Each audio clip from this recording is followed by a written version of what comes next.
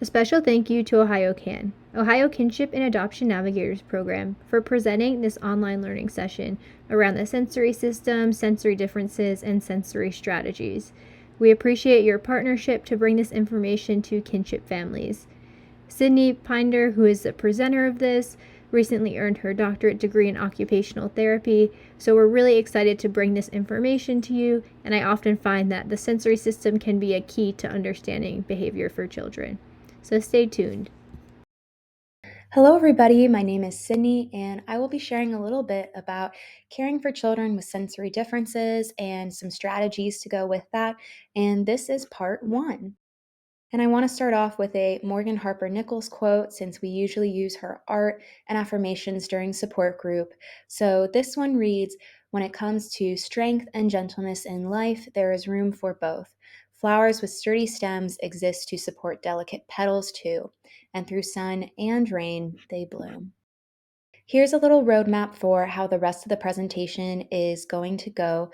So I'll go over the sensory system and processing, and then we'll share a little bit about some sensory differences and how those can impact behavior. I'll share sensory diets, which is a strategy, followed by strategies for the specific senses, and then strategies for the specific sensory differences. And then we'll also share some intervention options. So we'll start off with a little overview. The sensory system is the part of our body that processes sensory information. So we have five basic senses, which are visual with seeing, auditory with hearing, olfactory with smelling, gustatory with tasting, and tactile with touching. And then we also have three hidden senses. So the proprioceptive piece, that has to do with how we feel our body and limbs in space, and also how we perceive pressure. And then vestibular deals with movement and balance. And then there's also interoception, which is how we receive signals from our own body. And so that includes hunger, thirst, sleep, and so on. And then everybody has sensory processing, which is how we organize sensory information from our body and from the environment. And then it allows us to interact with and adapt to our surroundings. Sensory processing depends on two things. It depends on how we are receiving a stimulus and then how we are regulating or responding to that stimulus. And for some context, a stimulus is something in our environment that our body responds to. And so differences in how we are receiving or regulating the stimuli can lead to differences in sensory processing. And I want to share a quick note on neurodiversity in the sensory system. So, neurodiversity is the idea that people experience and interact with their environment and others in different ways, and there is no right way. So, it's a push towards acceptance and inclusion, regardless of neurological differences. And the term is usually used in context with ADHD and autism. And so, people with autism or ADHD can have sensory issues too. That is pretty common. This will be talked about more in part 2 of the presentation, but it is helpful to note that children who have experienced trauma may also experience sensory difficulties and sensory differences, and this does tie into neurodiversity as well. So there's many things that can impact the sensory system, but these are just a few examples. And now I'll share a little bit about those sensory differences and what behaviors can result from that. When somebody does have sensory processing differences, this can end up leading to behavioral difficulties at times, and then also some higher caregiver stress too, if you are having to handle some behavioral difficulties or just these differences with processing the senses. And everybody has different sensory preferences. The sensory differences or sensory profiles that I will go over are not necessarily a one size fits all. People can have differences for various senses. They may seek one sense and avoid another one. And so, as a caregiver, it's important to be a detective and figure out what are those sensory preferences for the child in your care. The first difference we have here is sensory seeking or craving. And this is when somebody is really driven to seek out sensory experiences in their environment, more so than others typically. And they also may try to extend the experience. And some examples of behavior that could result from this are lots of movement with running, jumping, climbing. They could crave deep pressure, like craving the weight of a weighted blanket or hugs. And then also enjoying foods with really intense flavors or smells. So this could be spicy foods. And then we have sensory overresponsivity, which is when somebody is more sensitive to the stimuli than most people typically are. And they may find ways to limit sensory experiences because they can easily become overstimulated. So, some examples of sensory overresponsivity behavior include avoiding or having discomfort with loud noises, being bothered by clothing tags or just different textures of clothing, and then also having avoidance or discomfort with bright lights or intense colors. And then lastly, we have sensory underresponsivity, which is when somebody is less sensitive to the stimuli around them than most people. And they may not really notice the sensory events happening around them and can also be understimulated. So, somebody with sensory underresponsivity may show behaviors of not noticing the food on their face after eating or not noticing touch. They may bump into a lot of things or be perceived as clumsy in a way, and sometimes are unable to identify temperature or pain. So, some of those behaviors that I just mentioned may just be a result of the sensory difference. But if one sensory need is not getting met, then that can lead to some unwanted behaviors. And a child may be uncomfortable, and then it is coming out in a way that is just a difficult behavior. And so I just want to open it up for everybody to reflect and think about what types of behaviors you have noticed from the child in your care as a result of a sensory difference, if they have any. Now I'll go over a little bit about sensory diets, a strategy. So, a sensory diet is a set of activities that provide the appropriate sensory input for a person's needs. And it has that term diet in it just because it is individualized to each person.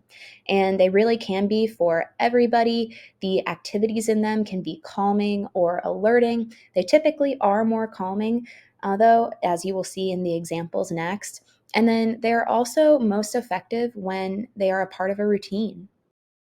So I have two examples here. And so the one on the left is if a toddler can't fall asleep at night. Their sensory diet may be dim lighting, reading a story in a rocking chair, applying lavender scented lotion, and watching the nightlight with slowly changing colors. And this would be their sensory diet because dim lighting, that rocking motion, the lavender scent, and then the slowly moving colors all are very calming, which can help lead to better sleep. And then on the right here, this is if a child is overstimulated after school. Their sensory diet may include drinking a beverage with a straw, listening to some calming music, and then just spending time in a calming hideout space. And so this would help with regulation because drinking with a straw, listening to calming music, and then just being in a more isolated area are all calming activities. There are several reasons too that sensory diets can be used. So they could be used if somebody is really seeking a certain sensory input, if somebody needs to self regulate from overstimulation, like in one of the examples that we just went over. And that self regulation piece is being able to recognize your emotions, behaviors, how you're feeling physically, and respond to it in a healthy way and regulate. These can also be used for if somebody has difficulty with transitions, moving from one activity to the next, if one has difficulties with being inattentive or impulsive, and then also if somebody has difficulties with sleep, like in the other example that we went over. And now I'll go over some strategies for the specific senses. And as I go through these, you can also keep in mind which activities may be beneficial to include in a sensory diet for the child in your care. First, I'll go over some visual strategies that deal with the sense of sight. Some alerting stimuli could include fluorescent lighting or really bright light or colors.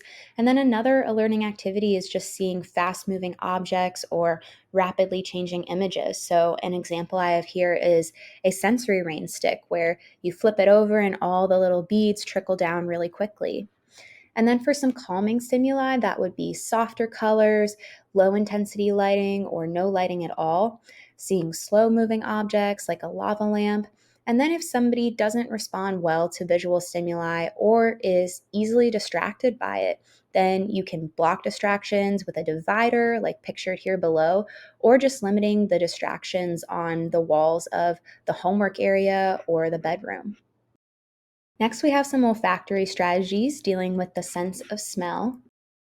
So, for both alerting and calming, you can use essential oils or candles, but for alerting, you want to use some minty and citrusy scents. So, that could be orange, peppermint, spearmint. And then for calming, you want to use sweet or soothing scents like lavender, vanilla, chamomile.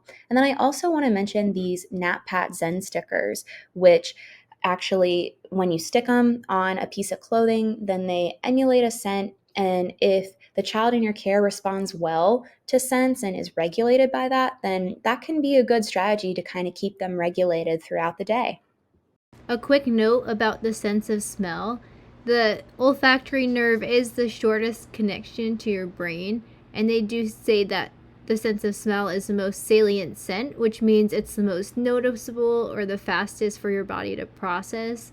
So, this can be a really helpful tool in having an immediate response to the sense of smell. Next, we have some strategies for gustation, which is the sense of taste. So, for alerting, eating spicy, crunchy, salty, sour, citrusy, or chewy foods can help. This could be pretzels, hot chips, carrots, and so on. Drinking cold beverage can also help. And then for calming, eating foods with a smooth texture helps with that. So, that could be yogurt or pudding. Drinking warm beverages or a thickened liquid like a smoothie can help. Using a straw to drink liquids helps too, just from that pressure. And then blowing bubbles is another oral strategy that is calming.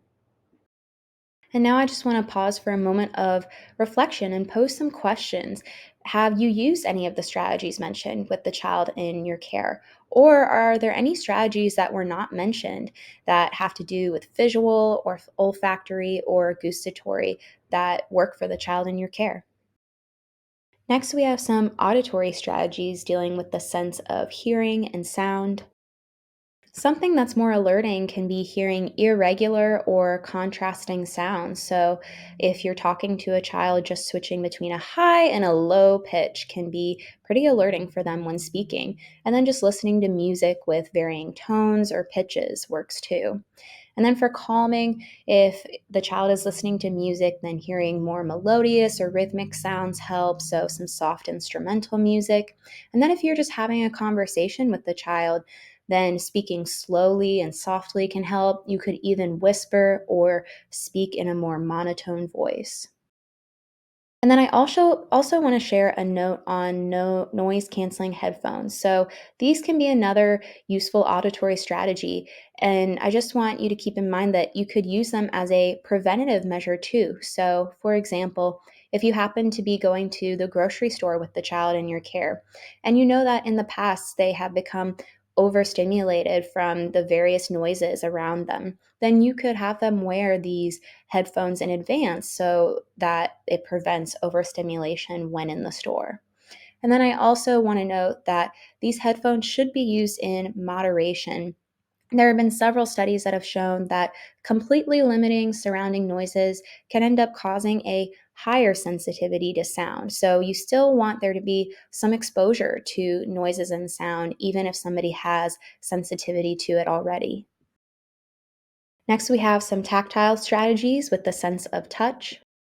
Some things that can be alerting include washing hands with cold water or holding something cold like an ice pack, wearing cooler clothing, or clapping hands is also pretty alerting. And then calming could be washing hands with warm water, using a lap desk or having a pillow on the lap, hugging or rolling up in a blanket, and then using a heated blanket or a heating pad.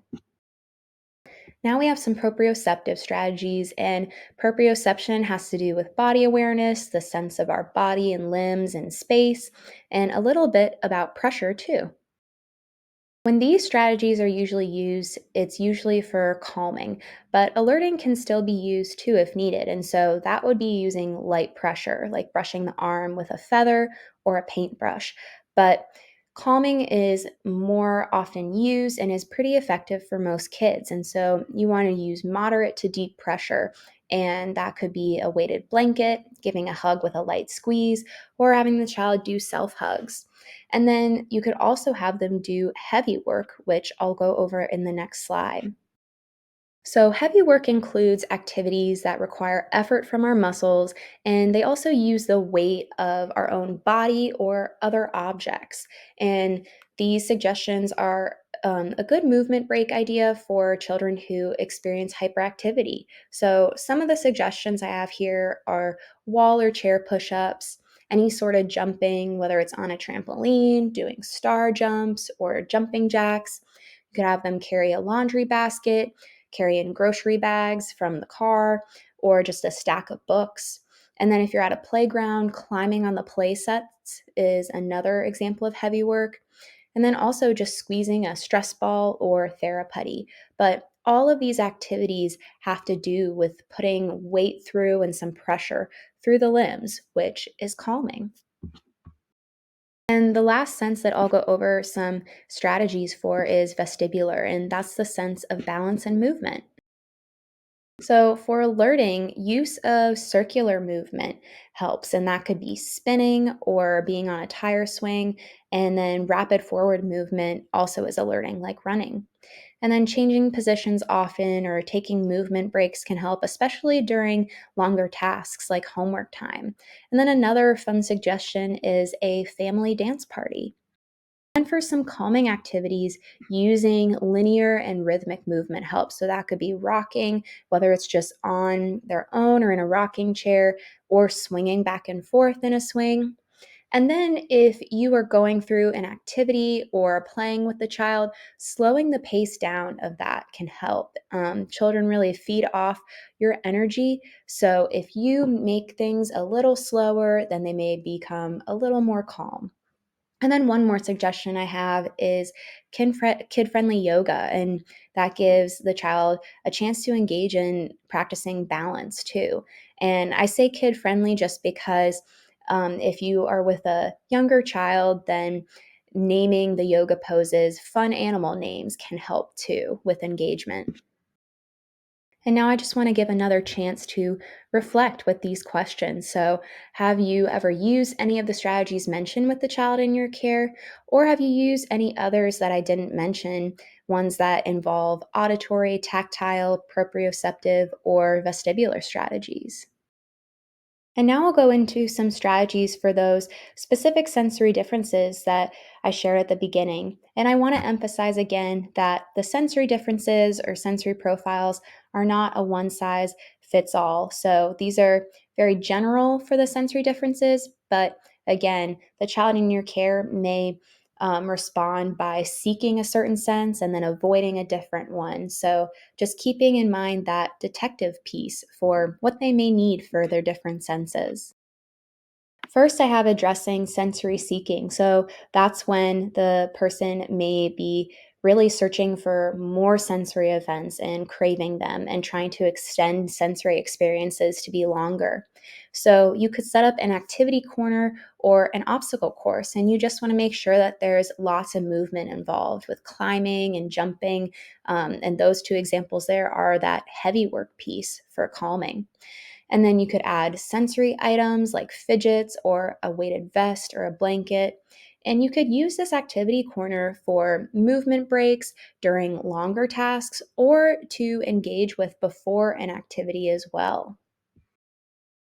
Next, we have addressing sensory overresponsivity. So, this is when somebody is more perceptive to the stimuli around them and they may try to avoid it since they may easily become overstimulated. So, you could set up a calming corner or a hideout space, and you just want to make sure that the environment is more isolated, quiet, and dimly lit. You could use a tent like pictured here, or a blanket for it, or a big cardboard box, or just a more isolated corner with a beanbag and pillows. You can add some calming sensory items like headphones with some calming music or an eye mask if somebody wants to limit the light that's coming in. And then this corner or hideout space can be used for breaks to prevent overstimulation, or it can be used if a child is already overstimulated and it can help to regulate them a bit. And lastly, I have addressing sensory underresponsivity when somebody is less perceptive to the stimuli around them and they may not necessarily notice the events happening around them and can be understimulated. So you could set up a sensory kit or a bin like pictured here to the right. That top picture is a kit and the bottom one is a bin full of rice and just different materials. And you want to add materials that stimulate the different senses like sight, touch, hearing, and so on. And you can use this as a warm up for other activities as well. And then in the area that the kit or bin is in, you want to include stimuli that is also alerting. So, bright lights and upbeat music are two suggestions. For building skills when you're using this sensory box is to ask kids what they notice. How does this feel for you? Do you like this feeling? Do you not like this feeling? Having them describe it and really make that connection with their brain of what they're sensing can help those who are under responsive with starting to notice things more in their environment. Now I'll share a couple of intervention options. So, occupational therapy can address sensory differences, and OTs can do this in three ways. So, the first is making environmental adaptations, and this is adjusting different aspects of the environment to meet the child's sensory needs. And this is pretty common in schools. And then there are also caregiver focused interventions. So, that's providing education to the caregiver about different adaptations or strategies that you would be able to carry over in the home or in the community.